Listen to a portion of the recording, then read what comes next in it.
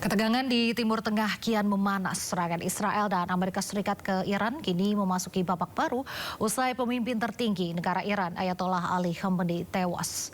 Pemerintah menetapkan masa berkabung nasional, sementara ancaman serangan masih terus meningkat. Kekhawatiran akan meluasnya konflik hingga menjadi perang kawasan bahkan global pun tak terelakkan. Dan untuk membahasnya lebih lanjut sudah bergabung bersama kami Guru Besar Sejarah dan Geopolitik Timur Tengah Universitas Indonesia, Bapak Yon Mahmudi. Selamat sore Pak Yon. Selamat sore, ya terima kasih Mbak. Ya Pak Yon, dengan Ali Khamenei dikonfirmasi tewas, ini bagaimana gejolak yang akan terjadi ke depannya Pak Yon? Ya, nampaknya kan dengan tewasnya Ali Khamenei itu bukan semakin menyurutkan ya perlawanan Iran ya terhadap Amerika dan Israel, tetapi justru ini membuat mereka ya semakin terpicu untuk melakukan balas dendam. Jadi kita lihat ke depan memang kondisinya akan semakin sulit untuk diprediksi dan dengan tadi meninggalnya itu kan bukan berarti struktur komando di Iran itu terputus ya. Mereka kan akan segera cepat untuk mencari pengganti dari Ali Khamenei dan kemudian setelah itu ya dapat ya dengan cepat ya melakukan serangan balik ya terhadap fasilitas Amerika di berbagai kawasan ya, baik itu di Qatar, Uni Emirat, Bahrain ya, dan itu telah dilakukan termasuk juga melakukan serangan terhadap Israel. Artinya bahwa kematian Ali Khamenei bukan berarti menghentikan atau sebagai tanda selesai perlawanan permusuhan ya Iran terhadap Amerika, tapi nampaknya itu semakin menguat karena mereka pasti akan melakukan balas dendam, dan yang bisa kita lihat dampak yang paling kuat itu adalah ditutupnya Selat Hormuz ya, yang sebelumnya belum pernah dilakukan hanya sebagai ancaman, dan sekarang memang betul-betul ditutup. Pasti ini akan berdampak secara global ya terhadap ekonomi global yang semakin tidak menentu. Oke. Baik Pak Yon, lalu bagaimana dengan rezim di Iran sendiri saat ini pasca supreme leader mereka ini tewas, dan apakah seperti yang Bapak bilang tadi serangan-serangan balasan ke depannya justru akan semakin meningkat nih Pak? Ya, mereka kan segera melakukan konsolidasi ya, termasuk juga pergantian supreme leader yang sudah ada calonnya. Jadi kalau kemudian kita lihat ya bagaimana kuatnya struktur ya komando di Iran, karena kan dibangun atas ideologi, maka akan sulit untuk bisa dihancurkan. Sementara Amerika berusaha untuk menyelesaikan ya, dan tidak ada negosiasi. Dan dengan melihat kondisi itu, saya kira Amerika dan Israel akan melakukan serangan kembali untuk memastikan bahwa rezim pemerintah di Iran itu tidak berfungsi. Tapi kan realitasnya itu masih kuat ya di dalam hal mempertahankan bahkan melakukan serangan balik. Maka tentu dalam beberapa hari ke depan bisa diprediksi bahwa ya serangan akan masih terus berlangsung, dan juga potensi Amerika melakukan serangan kembali, karena tentu targetnya walaupun sudah menewaskan Ali Khamenei, tetapi kan jejaring komando militer dan lain sebagainya masih berfungsi dengan baik ya. Pasti kedepannya juga masih kita lihat eskalasi yang masih sangat tinggi. Nah, tapi siapa yang kira-kira berpotensi mengisi kekosongan kepemimpinan, dan apakah nanti transisi ini akan tetap berjalan stabil di tengah kondisi seperti ini? Nah, nama-nama yang disebut itu salah satunya adalah Muhammad Akbar Ar-Ruzani, yang juga memiliki hubungan dekat ya dengan rezim sebelumnya, terutama peristiwa Revolusi 1979. Nah, kalau ini kan berjalan secara kultural ya, mereka bisa melakukan itu, dan sepertinya tidak berdampak langsung berat kepada struktur yang ada di Iran ya. Sementara yang diinginkan oleh Amerika itu kan perubahan rejim secara total dan dipaksa ya. Amerika akan berhenti menyerang kalau kemudian Iran sudah menyerah dan tunduk kepada Amerika. Nah, bagi Iran saya kira dalam kondisi sekarang menyerah kepada Amerika apalagi kepada Israel adalah sesuatu yang sulit untuk dilakukan ya, kecuali ya perang total akan dilakukan ya sampai kemudian batas akhir apabila tidak ada jalan menuju negosiasi. Tapi Pak Yon, sebenarnya pandangan masyarakat atau mayoritas dan kelompok-kelompok di Iran sendiri dengan rezim Khamenei ini seperti apa? Ya, memang belakangan ini kan sudah mulai terbelah ya ketika Amerika mengorkestra itu demonstrasi besar-besaran ya hampir di semua provinsi, daerah dan meminta rakyat untuk mengambil alih kekuasaan ya berminggu-minggu terjadi dan nampaknya itu tidak berhasil. Dan sebagian dari rakyat yang anti terhadap pemerintahan Ayatullah Khomeini kan meminta agar Amerika bahkan Israel intervensi langsung, dan intervensi saat ini kan sudah dilakukan. Dalam kondisi sekarang ini memang walaupun tentu ya mayoritas masih mendukung Ali Khomeini, tetapi kekuatan yang anti juga cukup besar karena didukung oleh Amerika. Nah, kebocoran di intelijen itu kan juga sangat tinggi ya, sampai kemudian banyak terbunuhnya pemimpin-pemimpin termasuk terbunuhnya Ismail Haniyeh itu kan juga di Tehran, dan sekarang terbunuhnya Ali Khomeini saya kira juga ada kelemahan sistem intelijen, dan itu sepertinya juga sudah dimasuki oleh intelijen Israel atau Amerika ya, sehingga mereka mencoba untuk bisa menghancurkan rezim Iran ini. Nah, Bapak sendiri bagaimana melihat keterlibatan Amerika Serikat dalam serangan ini? Saya kira keterlibatannya sangat jelas ya. Berbeda dengan serangan Juni sebelumnya yang dilakukan oleh Israel.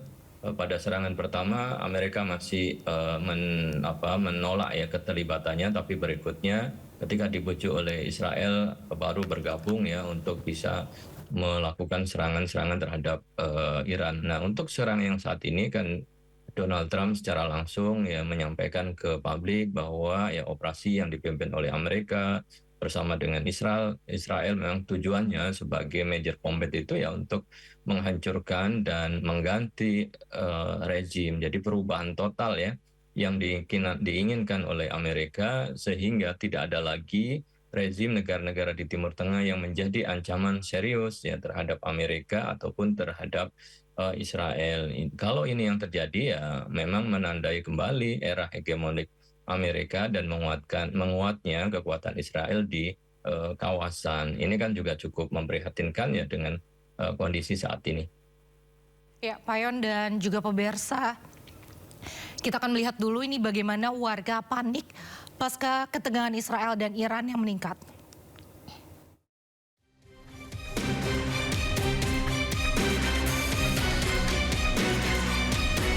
Antrean panjang terlihat di stasiun pengisian bensin di seluruh Ramallah pasca serangan Israel dan Iran.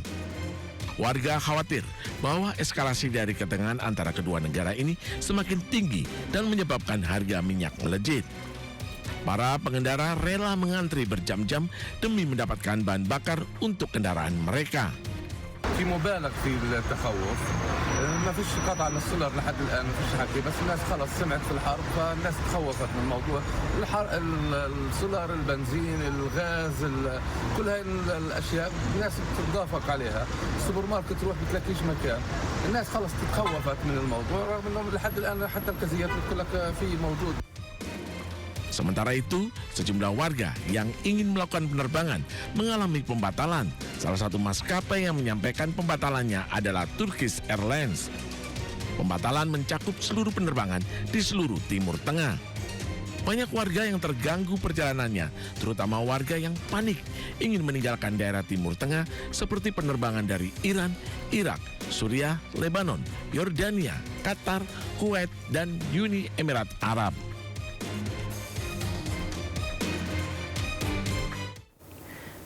Nah, Pak Yon, bagaimana Anda melihat dampak serangan Israel di Iran saat ini, mungkin dari sisi aktivitas warganya dan juga perekonomian? Ya, tentu ini kan sangat berdampak besar ya terhadap aktivitas ekonomi yang menuju Timur Tengah atau keluar Timur Tengah. Jadi di Selat Hormuz sudah jelas ya bahwa tanker-tanker minyak yang hampir 2 juta barel per hari itu tidak bisa tersalurkan ke dunia internasional, dan ini pasti akan berpengaruh secara ekonomi. Kemudian penerbangan menuju Timur Tengah, hampir semua kawasan di Timur Tengah itu kan ditutup ya, di shutdown. dan kita tidak tahu sampai berapa lama ini akan terjadi, karena tadi itu potensi perlawanan juga sangat kuat, kemudian eskalasi ke depannya juga masih cukup tinggi. Nah, kalau ini berlarut-larut dalam waktu yang cukup lama, seminggu, 2 minggu, pasti ini akan berdampak ekonomi secara global dan menambah ketidakpastian ya terhadap ekonomi ke depannya. Tentu ya masyarakat dan rakyat pada umumnya akan sangat terganggu, dan kita juga tidak bisa memastikan bahwa Amerika bisa menyelesaikan misinya ya, karena tadi perlawanan oleh rezim Iran itu masih sangat kuat ya, bahkan kita juga belum bisa memastikan kejutan apa lagi yang mungkin dilakukan oleh penguasa dari Iran ya untuk melakukan serangan balasan ya terhadap musuh-musuh mereka di kawasan ini. Saya kira ya kita masih menunggu tentang kemungkinan-kemungkinan yang sewaktu-waktu bisa terjadi dan bisa saja di luar dugaan juga ya. Tapi kan pasca serangan Israel ini Iran mengumumkan adanya penutupan Selat Hormuz. Bagaimana Anda membaca strategi Iran ini? Ya, saya kira ini kan sebagai senjata utama ya, bahwa negara-negara di dunia itu sangat terpengaruh oleh arus ya di Selat Hormuz, dan militer Iran itu berarti kan masih sangat efektif ya untuk kemudian menutup ya, menjaga Selat Hormuz agar tidak bisa dilalui oleh kapal apapun jenisnya. Jadi semua kapal tidak boleh melewati Selat Hormuz ini, dan bisa saja kemudian target berikutnya Amerika yang coba untuk bisa mengendalikan Selat Hormuz itu ya memberikan target ke wilayah Selat Hormuz. Tapi pasti perlawanan juga akan semakin besar, sementara Selat Hormuz itu kan berdekatan ya, sangat dekat ya dengan negara Teluk ya, terutama di Oman dan Uni Emirat Arab ya. Nah, ini perluasan perang di wilayah itu semakin terbuka. Ya Pak, Iran ini kan melancarkan serangan ke pangkalan udara Amerika Serikat yang ada di beberapa negara Timur Tengah, misalnya ke Kuwait dan juga Uni Emirat Arab. Ini apakah kedepannya akan merembet ke negara-negara lain di Timur Tengah atau bagaimana Bapak melihatnya? Nah, nampaknya Iran kan membatasi ya bahwa target mereka itu adalah pangkalan militer Amerika ya di beberapa kawasan, dan itu tidak ditargetkan ya pada fasilitas yang di luar pangkalan militer, walaupun tentu dari serangan rudal atau drone berpotensi ya berdampak kepada serangan ke tempat-tempat lain ya, dan ini tentu mengkhawatirkan ya bagi negara-negara Arab ya. Namun serangan ke wilayah-wilayah di negara Arab itu tentu akan merugikan Iran, karena ini menjadi membuka front bahwa Iran akan berperang dengan negara-negara lain. Maka ya target yang utama ya sebenarnya adalah Israel dan juga fasilitas militer ya Amerika yang ada baik itu di laut Arab, Persia maupun juga sekitar yang menjadi basis ya peluncuran senjata maupun pesawat-pesawat yang digunakan oleh Amerika. Karena kalau memfokuskan di negara-negara Arab, saya kira akan berpotensi negara-negara Arab justru kemudian mengutuk ya apa yang dilakukan oleh Iran. Oke, terakhir Pak, tapi mungkin tidak ke depannya akan ada keterlibatan negara lain mungkin dari negara-negara Teluk yang akan justru meningkatkan eskalasi serangan ini Pak? Ya, nampaknya sih negara-negara yang lain tidak mau terlibat secara langsung. Cara yang paling baik adalah mengurangi resiko atau the risk ya, agar kemudian mereka tidak terbawa ke dalam konflik yang lebih berkepanjangan. Maka tentu konflik ini akan dibatasi dalam segitiga negara, yaitu Iran, Amerika, dan Israel. Dan apakah kemudian ketiga itu bisa menyelesaikan ya peperangan ini, atau sebaliknya ya akan mencoba untuk menarik perhatian negara-negara lain. Tapi dalam kondisi ekonomi saat ini tentu negara Arab juga tidak mau mengambil resiko ya untuk berperang dengan Iran, dan pada satu sisi juga tidak bisa melawan Amerika. Jadi yang dilakukan adalah berusaha untuk mengurangi resiko-resiko itu. Jadi kedepannya saya kira sangat tergantung ya negosiasi antara Amerika, Israel, dan Iran ya untuk melihat masa depan Iran sebenarnya seperti apa. Apakah akan dijadikan next seperti Irak atau seperti Afghanistan ya, atau ada negosiasi lain yang ditawarkan. Baik, terima kasih Pak Yon Mahmudi atas waktunya bersama kami di Sindo Sore.